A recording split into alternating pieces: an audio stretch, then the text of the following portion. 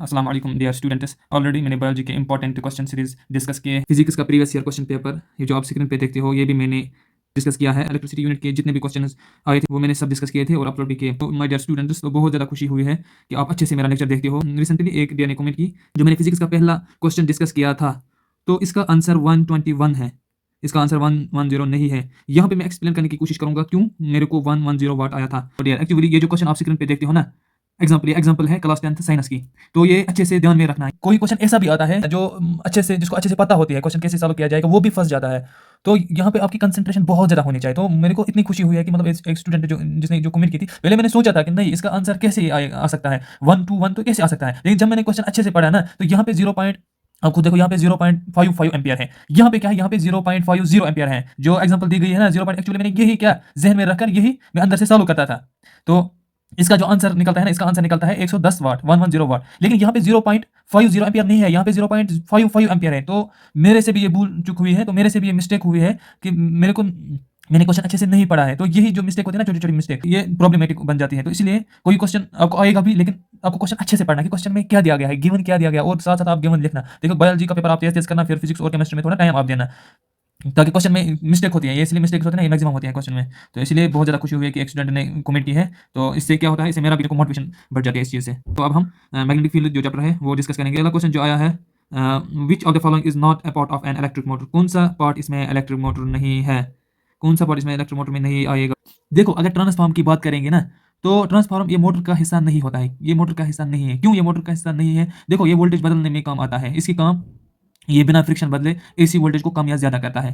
तो मोटर के साथ इसका कोई लेन देन नहीं है। मोटर का पार्ट क्या क्या है, देखो इलेक्ट्रिक मोटर यहाँ पे नॉट दिया गया है। नॉट नॉट कौन सा है? ट्रांसफार्मर। ये ट्रांसफार्मर ये नहीं है इलेक्ट्रिक मोटर का पार्ट। इलेक्ट्रिक मोटर का पार्ट क्या क्या है, ये नोट करके रखना। आर्मेचर, ब्रशेस, कम्यूटेटर, ये क्या है? ये इलेक्ट्रिक मोटर, ये इनके पार्ट्स है, ये 3 इलेक्ट्रिक मोटर के पार्ट्स है, ये याद रखना। Next question, magnetic field lines around acid right current carrying conductor are.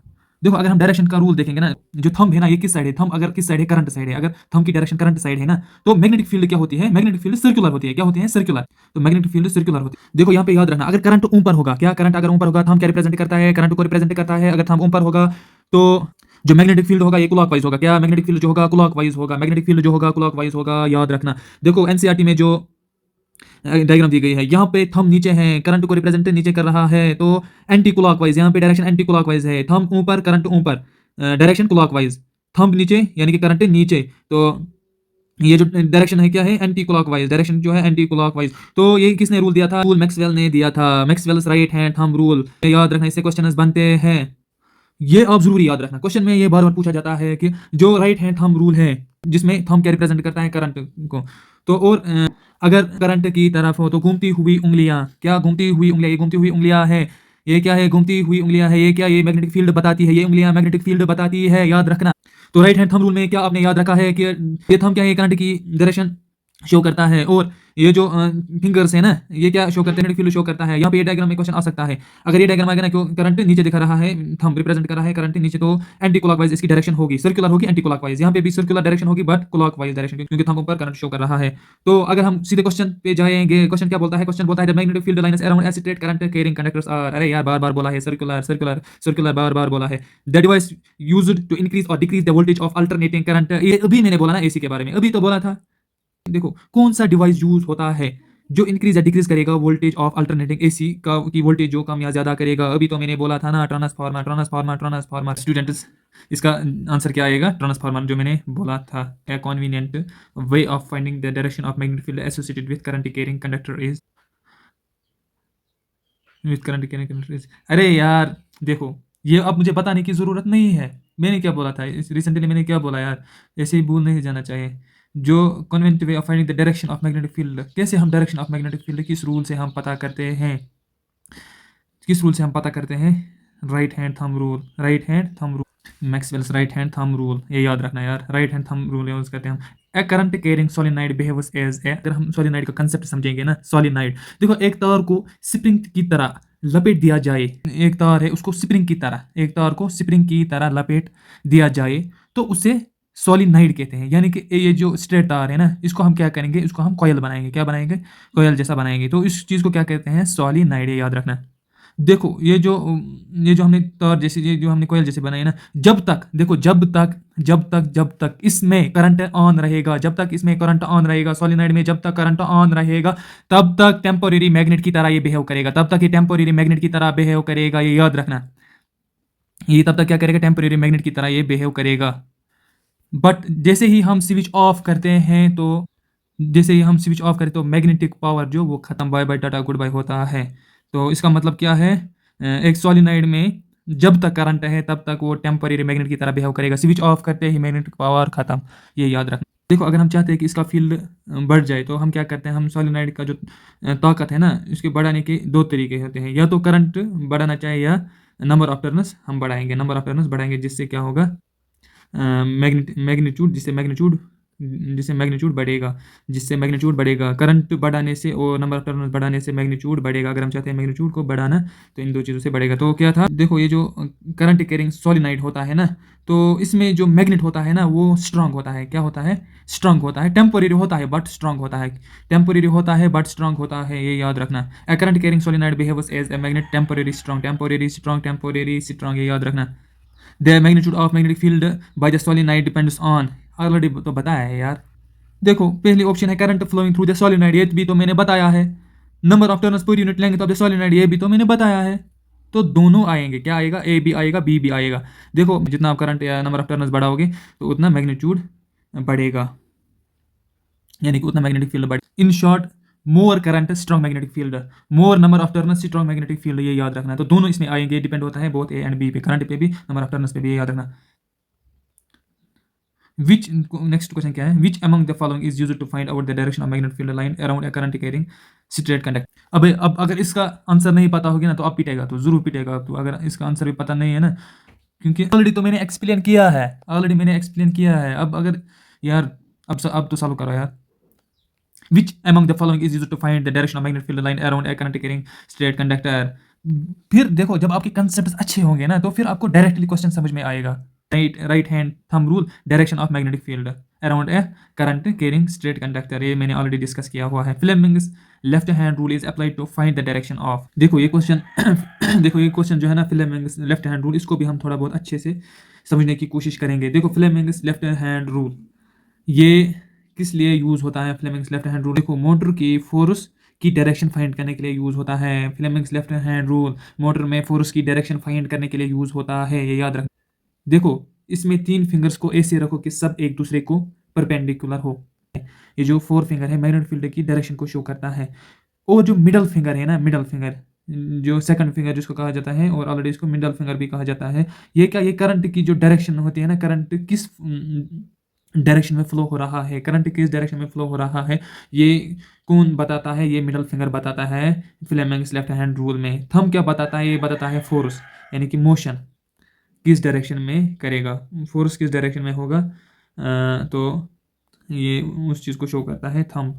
देखो अगर हम इसका कंसेप्ट समझेंगे ना, देखो जब कोई current carrying conductor magnetic field के अंदर रखा जाता है ना तो उस पर एक फोर्स लगती है। क्या, कोई करंट कैरिंग कंडक्टर है, कोई कंडक्टर है जिसमें करंट हो, तो उसको क्या, उसको मैग्नेटिक फील्ड के अंदर रखा जाता है, यानी कि मैग्नेट के नज़दीक, तो वो खुद मैग्नेटिक फील्ड में आ जाते हैं।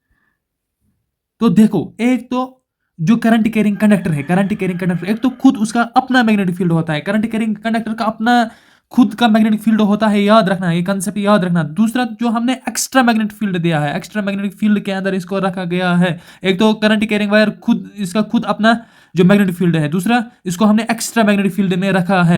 तो जो वायर होती है ना, ये क्या करते हैं, ये फिर मूव करने लगते हैं, जब इस पर फोर्स लगता है ना ये फिर मूव करने लगते हैं, क्योंकि एक तो एक्स्ट्रा इसका मैग्नेटिक फील्ड हमने रखा, दूसरा इसका अपना मैग्नेटिक फील्ड होता है। जब ये दोनों इंटरेक्ट करते हैं ना, जब ये दोनों इंटरेक्ट करते हैं इस पर एक तो इस देखो जब ये दोनों इंटरेक्ट करते हैं ना फील्ड, इस पर एक फोर्स लगता है, क्या लगता है, इस पर एक फोर्स लगता है, तो और वायर मूव करने लगती है।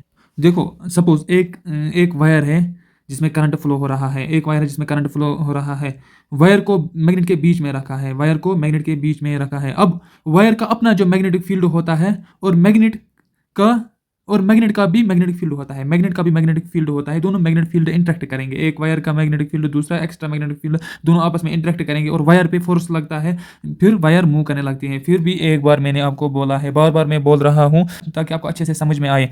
यही प्रिंसिपल जो मैंने बोला ना, ये सब प्रिंसिपल यही सेम इलेक्ट्रोमोटर में भी यूज, ये इलेक्ट्रोमोटर में यूज होता है, ये याद रखना। तो अब हम सीधे क्वेश्चन पे जाएंगे तो देखेंगे हमें कितना समझ में आया इससे। Which among the following is used to find the direction of magnetic field line around a current carrying straight conductor. देखो अराउंड, हमने अराउंड रखा ना, करंट कैरिंग स्ट्रेट लाइन का अराउंड हमने इसको रखा है, तो आपको खुद अब यहाँ पे समझ में आना चाहिए। अराउंड हमने रखा है मैग्नेटिक फील्ड लाइन, हमने अराउंड रखा है किसका, करंट कैरिंग स्ट्रेट कंडक्टर को। तो इसमें कौन सा रूल यूज होता है इस चीज के लिए, इसमें कौन सा रूल यूज होता है इस चीज के लिए, फ्लेमिंग्स लेफ्ट हैंड रूल। अबे यार ऑलरेडी तो बोला है फ्लेमिंग्स लेफ्ट हैंड रूल, ये तो मैंने समझा यार। Fleming's left hand rule is apply to find the direction of. देखो अरे यार ये भी तो मैंने समझाया ना, ये भी तो मैंने समझाया। Fleming's left hand rule is applied to find the direction of, ये क्या डायरेक्शन फाइंड करता है। देखो force on current carrying conductor, जो फोर्स लगा ना करंट कैरिंग कंडक्टर पे, ये जवाब आएगा force on current carrying conductor. Already तो मैंने समझा है यार आपको।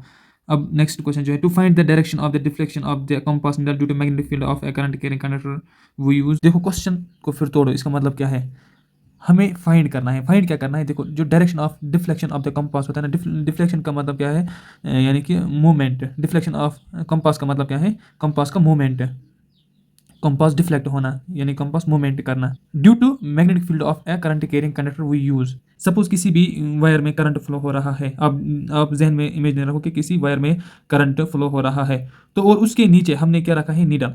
ये जो करंट इस वायर में क्या पास हो रहा है, ये जो करंट इस वायर में पास हो रहा है ना, इसके अराउंड मैग्नेटिक फील्ड बन जाता है। क्या, करंट की वजह से मैग्नेटिक फील्ड बन जाता है। उस मैग्नेटिक फील्ड की वजह से ये जो कंपास हमने इसके नीचे रखा है ना, ये जो कंपास हमने इसके नीचे, ये डिफ्लेक्ट करने लगता है, यानी कि ये मूवमेंट करने लगता है। क्या करने लगता है, मूवमेंट। इस डिफ्लेक्शन की डायरेक्शन फाइंड करने के लिए, इसकी डायरेक्शन किधर होगी, ये किस तरफ डिफ्लेक्ट होगा, किस तरफ ये मूवमेंट करेगा, किस तरफ ये भागेगा, उसकी डायरेक्शन को फाइंड करने के लिए, हम क्या यूज करते हैं, हम यूज़ करते हैं ASR, ampere swimming rule. Ampere swimming rule हम यूज़ करते हैं कि कंपास की जो डिफ्लेक्शन डायरेक्शन है वो किधर है, क्योंकि इसको मैग्नेटिक फील्ड था ना, मैग्नेटिक फील्ड की वजह से ये डिफ्लेक्ट करने लगता है। मैग्नेटिक फील्ड किस वजह से था, क्योंकि वायर में करंट था, जिसकी वजह से मैग्नेटिक फील्ड बना। इस मैग्नेटिक फील्ड की वजह से जो नीचे रखा गया कंपास, ये डिफ्लेक्ट करने लगा। ये किस साइड डिफ्लेक्ट करेगा, किस डायरेक्शन में डिफ्लेक्ट करेगा, उसको फाइंड करने के लिए, उसको ढूंढने के लिए, उसको पता करने के लिए हम क्या यूज़ करते हैं, हम एम्पियर स्विमिंग रूल यूज़ करते हैं। ये याद रखना। Stationary charges creators. देखो यार अब क्या बोलूँगा मैं यार, एक तो हमारे घर में पालतू जानवर है, काऊ और उसके बच्चे, दो है और उसके बच्चे, उनके साथ साथ मुर्गी और मुर्गियाँ भी हैं, जो आंगन में दिन भर इधर उधर करते रहती हैं, हर वक्त डिस्टर्ब करते रहते हैं यार। अब क्या करूँ मैं, एक तो लेक्चर बनाने में इतनी मेहनत लगती है, दूसरी साइड से ये सब। तो चले हम क्वेश्चन की तरफ बढ़ेंगे। क्वेश्चन क्या कहता है, स्टेशनरी चार्जेस क्रिएट। देखो अगर हम स्टेशनरी चार्ज के बारे में जानने की कोशिश करेंगे, देखो ये जो स्टेशनरी चार्ज है ना, ये एक ऐसा चार्ज है, याद रखना, स्टेशनरी चार्ज ये एक ऐसा चार्ज है जिसमें इलेक्ट्रॉन जो एक जगह पर बिना हिले हिले रुके हुए होते हैं, यानी कि इसमें इलेक्ट्रॉन मूवमेंट नहीं करते हैं, जो एक ही जगह पे होते हैं, जिसकी वजह से जब तक ये चार्ज रुका रहेगा, क्या, तो इसका मतलब है चार्ज रुका रहा, इसका मतलब है देखो इलेक्ट्रॉन एक ही जगह पे है, मूवमेंट नहीं करता है, तो इसका मतलब है कि चार्ज रुका हुआ है। जब तक ये चार्ज रुका रहेगा वो अपने चारों तरफ सिर्फ इलेक्ट्रिक फील्ड बनाएगा, मैग्नेटिक फील्ड नहीं बनाएगा, सिर्फ इलेक्ट्रिक फील्ड नहीं बनाएगा। मैग्नेट, मैंने ऑलरेडी आपको बोला है, जब करंट फ्लो होता है तब मैग्नेटिक फील्ड बन जाता है, जब करंट फ्लो नहीं होगा, चार्ज एक जगह पे रुका हुआ है, तो तब खाली इलेक्ट्रिक फील्ड बनेगा। Stationary charge creates only and electric field only, ये ऑप्शन सेलेक्ट करना है, याद रखना है। देखो शायद हमने कंप्लीट किए हैं इसके क्वेश्चन, मैग्नेटिक फील्ड। और कोई क्वेश्चन बचा है इसमें क्या, देखने की कोशिश करता हूँ मैं। तो डियर, ये जो क्वेश्चन मैंने सॉल्व किए हैं ये सब magnetic effects of electric current के यूनिट से थे। तो जो भी क्वेश्चन इस यूनिट से आया था, magnetic effect of electric current से आया था, तो वो मैंने सब डिस्कस किए हैं। अगर आपको कोई स्पेसिफिक टॉपिक ज़रूरत है तो उस पर भी मैं वीडियो बना सकता हूँ, या तो आप कमेंट सेक्शन में बताओ कि क्या करना है, वो आप कमेंट में बताओ। तो अल्लाह हाफिज़।